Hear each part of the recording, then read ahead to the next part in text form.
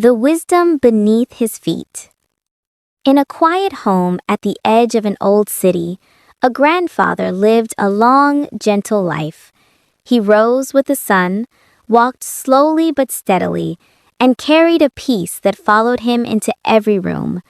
When he passed away at 87, his family gathered, not only to mourn, but to remember.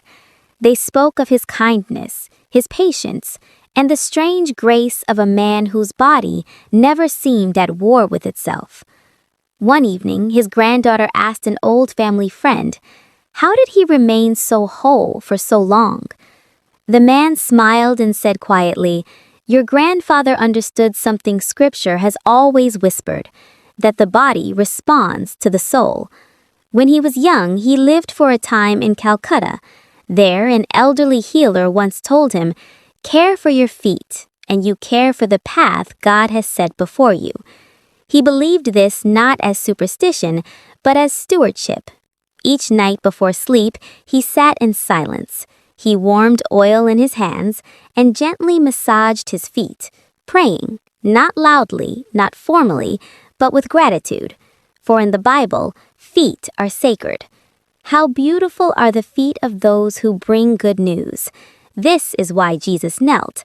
On the night before the cross, he did not preach, he washed feet, teaching us that restoration begins with humility and care. Each night, his breathing slowed, his worries surrendered. Sleep came easily, not because life was easy, but because trust was practiced daily. The oil was not the power, the ritual was not the miracle, obedience was. Years later, his granddaughter kept a small bottle of oil by her bed, not because it healed bones, but because it healed awareness.